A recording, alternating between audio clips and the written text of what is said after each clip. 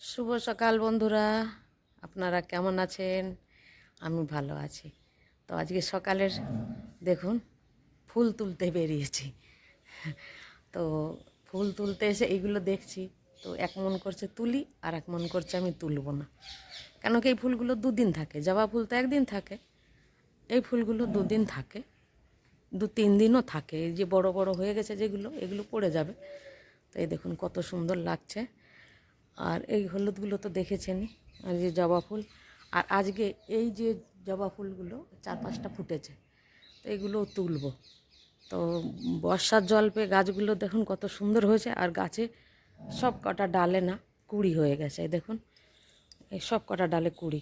তো ভেবেছিলাম কাটিং করব, তো এত কুঁড়ি দেখে আর কাটিং করতে ইচ্ছা করলো না। এই দেখুন কত সুন্দর কুঁড়ি হয়েছে, আর 4-5টা করে ফুটছে। আর এই পুরো উপরে কুঁড়ি কুঁড়ি ভরে গেছে গাছটাতে। আর এই দেখুন সাজিতে ফুল, জবা ফুলগুলো তুলে নিয়েছি, এই যে একটা রেখে দিয়েছি, 4টে তুলেছি, এই যে হলদেটা। আর এই যে জবা ফুল আজকে একটু কমই ফুটেছে, জবা ফুল বেশি ফুটিনি। তো এই কটাই জবা ফুল ফুটেছে। আর নীলকণ্ঠ কটা তুলেছি ওই যে, আর ওই যে হলুদ ফুল। আবার এই যে স্থলপদ্মের গাছগুলো না ভেঙে দিয়ে যায়, বাঁদর যেই একটু বড় হয় না ভেঙে দিয়ে যায়। এই গাছে ওই যে 2টো ফুল ফুটেছে, এই দেখুন। এটা হলুদ কানের বলে এখন, কিন্তু আমরা ছোটোবেলায় জেনে এসেছি এটাকে বলে মধু ফুল বলতাম আমরা। কেন ওই ফুলগুলো তুলে আমরা পিছনের থেকে মধুটা চুষে খেতাম। তো বেশিরভাগ আমরা এইভাবেই নষ্ট করে দিতাম ফুলগুলো, কোনো দিনও পুজো করতে দিতাম না। মা কাকিমারা ফুল তুলতে যেত, তার আগে আমরা এই ফুলগুলো তুলে, এই যে এইগুলো তুলে এই পিছন থেকে আমরা চুষে খেয়ে নিতাম মধু। তো এই জন্যই আমরা এরা মধু ফুল বলতাম। এই যে মধুটা পড়ে গেল এক এক ফোঁটা, তো এরে বলে ওই জন্যে আমরা মধু ফুল বলতাম। এই দেখুন, তো আমাদের ওখানে তো সাদা ছিল, আর এইখানে 2-3 কালার আছে। তো আজকে অনেকগুলো ফুটেছে এই যে হলুদ রঙের ফুল। তো কেউ বলে কলকে ফুল, হ্যাঁ না? তো আজকে অনেক ফুলগুলো ফুটেছে, ফুলগুলো আগে তুলে নিই। আর এই দেখুন এইগুলো হচ্ছে লিলি, রেনি লিলি। আর আমরা বাংলায় বলতাম পেঁয়াজ ফুল, কেউ বলতো। ছোটোবেলায় জানতাম এই যে পেঁয়াজ ফুল, পাতাগুলো পেঁয়াজের পাতার মতো হয়, ওই জন্য আমরা বলতাম পেঁয়াজ ফুল। এই দেখুন এখন ফোঁটা ধরেছে, এটা ছায়া জায়গায় ছিল, তা আমি এখন টেনে বের করলাম। ফুল তুলতে এসে দেখি কুঁড়ি বেরিয়েছে। তো এইগুলো রোদ্দুরেরও দরকার হয় একটু, একদম ছায়া জায়গায় আবার হয় না ভালো। তো সেই জন্য এটা টেনে বের করলাম। তো একটা ওই দেখুন 4-5টা কুঁড়ি এসেছে গাছে। আর এই যে এই মধু ফুলগুলো আমি তুলে নিলাম। এখন কত সুন্দর লাগছে না ফুলগুলো, দারুণ লাগছে মধু ফুলগুলো। এই দেখুন,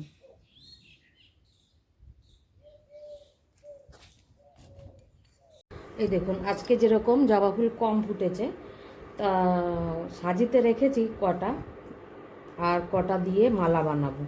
তো গুনেছি 15টা জবা ফুল আছে এতে। আর এই যে হলুদ মধু ফুলগুলো, যে হলুদ কানেরগুলো, এইগুলো দিয়ে আজকে মায়ের জন্য মালা বানাবো। তো আর কেন কি বেলপাতা আছে কম, আর হচ্ছে কি ফুল বেশি ফুটলে পারে আমি স্রেফ জবা ফুল দিয়েই আমি মালা বানাই। তো এখন একটু কম কম ফুটছে, সেই জন্য একটু মিক্স করে দিচ্ছি। কালকে যেরকম জবা ফুলের মালা বানিয়েছিলাম আমি, তা সেটা বানিয়েছিলাম আমি জবা ফুলের মালা, জবা ফুল আর বেল পাতা দিয়ে বানিয়েছিলাম কালকের মালাটা। আর আজকের মালাটা বানাবো এই যে হলুদ কানের দিয়ে আর জবা ফুল দিয়ে। তা দেখি কীরকম লাগে, প্রথমবার বানাবো এই মালাটা, ভালোই লাগবে। মায়ের জন্য বানাচ্ছি তো ভালোই লাগবে। মায়ের জন্য বাচ্চারা কিছুই করে, মা তো খুশিই হয়, চাই কীরকমই বানায়, সে নিজে হাতে বানাচ্ছে। তা আমার বাচ্চারা যদি আমার জন্য কিছু করে তা আমিও খুশি হব, যে কমসে কম আমার বাচ্চারা আমার জন্য করছে। তো সেই জন্যে আমি এই জন্য বলছি যে আমরা যেরকম খুশি হই, আমার ছেলে মেয়েরা আমাদের জন্য যা করলে পারে আমরা খুশি হই, ওই রকমই জগৎ মার জন্য আমিও করছি, দেখি মা খুশি হয় কি না হয়। আর এই দেখুন আমার কাছে তো ভালোই লাগছে, লাল আর এই মধু ফুলের কম্বিনেশন কানেরের, খুবই ভালো লাগছে। আবার পড়ানোর পরে লাগবে কীরকম সেটা পরে, এটা বানিয়ে নিই আগে। আর এই যে উপরে আওয়াজ হচ্ছে এত, তো আপনারা ভাবতে পারেন যে এত ভিডিওর মধ্যে এত আওয়াজ হচ্ছে, তো আগের থেকেই বলে দিচ্ছি ভীষণ গরম। সকাল 7টা তো বেজেছে, বাজিনি এখনও, মনে হয় 7টা, চলো 7টাই বেজে গেছে মনে করুন। তা এত গরম এখানে, আর ঠাকুর ঘরে বসে রয়েছি, বাঁদরের ভয়েতে আমি দরজা বন্ধ করে বসে রয়েছি, ওই জন্য গরমটা আরও বেশি লাগছে জানেন। আর দরজা বন্ধ না করলে বাঁদর ভিতরে ঢুকে যায় আর পুরো মন্দির উলট পালট করে দেবে, সেই ভয়েতে আমি দরজা বন্ধ করে বসেছি। বাইরে যদিও একটু হাওয়া চলছে, তা ভিতরে দরজা বন্ধ করার জন্য একটু হাওয়া ঠিক পাওয়া যাচ্ছে না, ওই জন্য পাংখা চালিয়েছে। আর পাংখায় এত তেজ আওয়াজ হচ্ছে। আর দেখুন কথা বলতে বলতে প্রায় মালা বানানো হয়ে গেছে, আর আছে 4টে। এই দেখুন মায়ের মালাটা রেডি হয়ে গেছে, দেখুন লাল আর হলুদ কানের দিয়ে বানানো, বেশ ভালোই লাগছে। এবারে মাকে পরিয়ে দিই, তারপরে ভোলেনাথকে স্নান করিয়ে দেবো। এখনও ভোলেনাথকে স্নান করাইনি, ভোলে আর গোপাল বসে রয়েছে। আর এই দেখুন এই যে মায়ের মালা, এই মালা একদম রেডি হয়ে রয়েছে, এই যে দেখতেই পাচ্ছেন। আজকে মাকে আম দিয়ে ভোগ লাগাচ্ছি, যে ভোগ। আর আজকে বাসন বেশি হয়ে গেছে অনেক, তো এই যে অনেক বাসন হয়ে গেছে আজকে। আর এখনও স্নান করাইনি ভোলেনাথকে, স্নানটা করাবো এখন। ভোলে স্নান হয়ে গেছে। আর এই হচ্ছে রুদ্রাক্ষের মালা, আর এটা আমি সব সময় ভোলের গলায় এইভাবে পেঁচিয়ে দিতে ভালোবাসি, আমার কাছে ভালো লাগে এইভাবে ভোলেকে সাজাতে। আর এই যে কানের আছে, আর এই যে হচ্ছে টিকোমা, আর কিছু আছে নীলকণ্ঠ, যেটা দিয়ে আমি এখন ভোলেকে সাজাবো। আমাকে খুব ভালো লাগে এরকম সাজাতে। আর এই দেখুন আমি ভোলেকে সাজিয়ে দিলাম। আর এখন আছে মধুফুল, আর এই হচ্ছে নীলকণ্ঠ, 2 রকমের। তো এই 2 রকমের ফুল দিয়েও সাজাবো ভোলেনাথকে। আর এই যে বেলপাতা, বেলপাতা হচ্ছে কেউ দিয়ে গেছিলো, তো বেশ অনেকগুলোই দিয়ে গেছিলো, তো এই বেলপাতাগুলো দিয়ে দিই।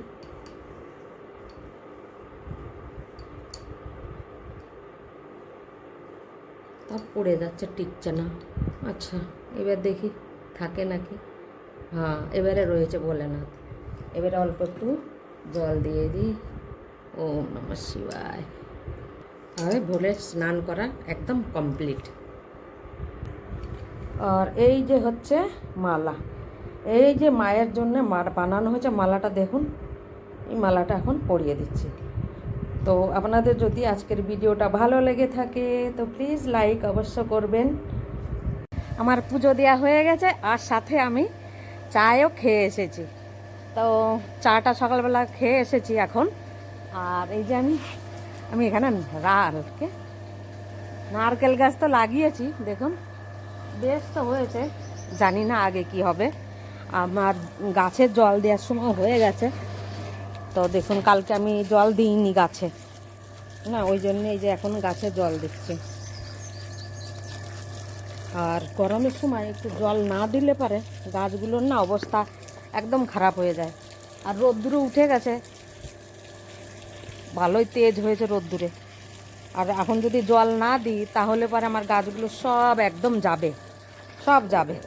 সেই জন্যে আমি গাছে জল দিতে এসেছি তাড়াতাড়ি, যে বাকি কাজগুলো পরে করব, আগে রোদ্দুরে বেশি তেজ হওয়ার আগে রোদটা জলটা দিয়ে নিই আগে। তো এই দেখুন অনেক দিন হয়ে গেছে, বৃষ্টি বর্ষা হচ্ছে বলে অল্প অল্প করে জল দেওয়া হয়, তো আজকে একটু দিয়ে দিই। রোদ্দুরে দাঁড়ানো যাচ্ছে না, রোদ্দুরের অনেক তেজ, বুঝেছেন, রোদ্দুরের অনেক তেজ, ওই জন্য আমি পাইপটা ওখানে গোড়ায় লাগিয়ে দিয়ে এখানে দাঁড়িয়ে রয়েছে। এছাড়া আর কোনো উপায় নেই, অনেক তেজ হচ্ছে। আর পাখি তো ডাকছেই।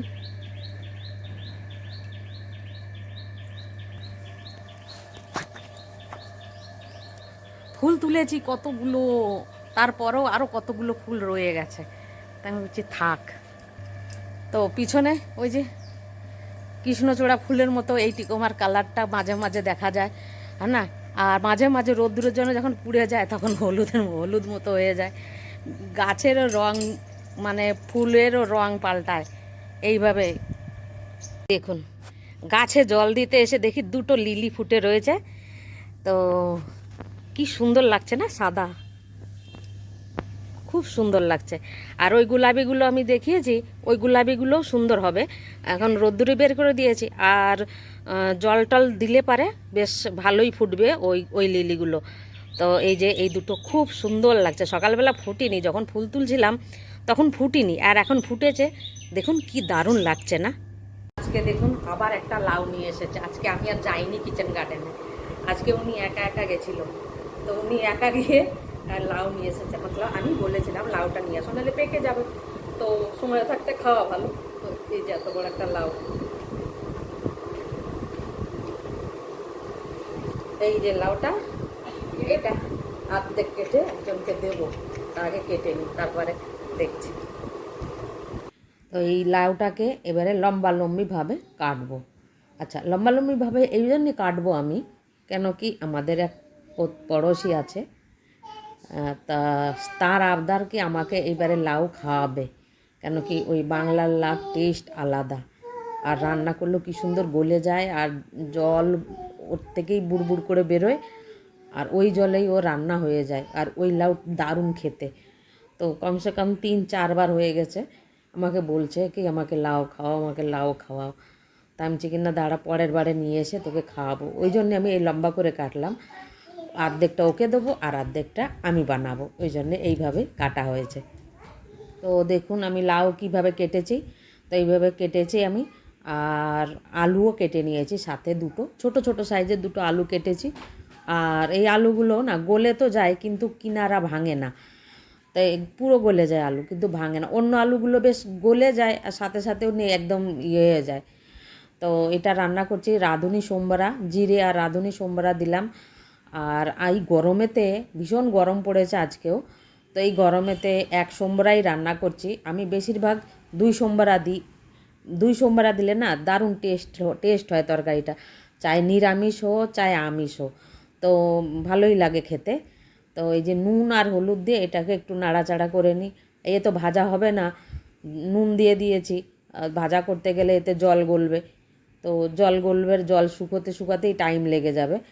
তো আর আজকে একটু ঝোলেরও দরকার আছে, কিউকি আমি এর মধ্যে পকোড়া দেবো, তো সেই জন্যে। আর এই দেখুন এতে আমি মুগ ডাল বেটে নিয়েছি, ওর মধ্যে অল্প একটু গরম মশলা, আদা, কাঁচা লঙ্কা আর নুন, এইটা দিয়ে আমি ভালো করে ফেটিয়ে নেবো।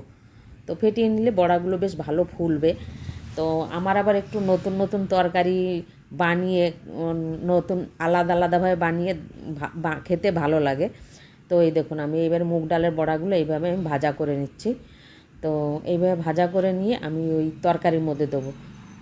তো তেল তো গরম হয়ে গেছে, আর এই দেখুন ছোট ছোট সাইজের ভেজে নিলাম আমি। তো বেশি লাল লাল করে ভাজলাম না, হালকা হালকা কালার হয়েছে। বেশি লাল করে ভাজলে তো ওটা খাওয়ার জন্য হবে, এটা তরকারিতে দেবো যাতে ফোলে আবার, আর খেতেও ভালো লাগে, সেই জন্যে আমি এইরকম করে ভাজা করলাম। তো এই দেখুন লাউ আর আলু গলে গেছে, আর উপর দিয়ে আমি এই বড়াগুলো দিয়ে দিলাম, মুগ ডালের এই বড়াগুলো। এতে সয়াবিন দিলেও দেওয়া যায়, আমি সয়াবিন দিয়েই বানাই বেশিরভাগ, সয়াবিন দিয়ে বানাই, টেস্টি হয় অনেক খেতে। আর এর মধ্যে মেন সিক্রেট চিজ হচ্ছে ভাজা মশলাটা, জিরে ধনে আস্ত ভালো করে ভেজে নিয়ে ওর মধ্যে রাঁধুনি দিয়ে ভেজে নিয়ে গুঁড়ো করলে বেশ গন্ধটা খুব ভালো আসে। তো এই দেখুন কত সুন্দর হয়ে গেছে তরকারিটা। এই যে আমি নামিয়ে নিয়েছি, লাউয়ের তরকারি একদম রেডি, চলে আসুন আপনারা। বেগুনি ভাজা হচ্ছে, লাউ তরকারি হয়েছে, কলার তরকারি হয়েছে, আর এটা হচ্ছে বেগুনি। তো আস্তে গ্যাসটা কম করে আস্তে ভাজা করছি, যাতে মুচমুচে হয় আর খেতেও টেস্টি লাগে, সেই জন্য আস্তে ভাজা করছি। এই যে কতগুলো ভাজা হয়ে গেছে, এই যে দেখুন এইগুলো হচ্ছে লাল লাল, এগুলো ভাজা হয়ে গেছে। আর এই কটা আবার করবো, এটা ধিমি আছে করবো, আর এগুলো ভাজা হয়ে গেছে।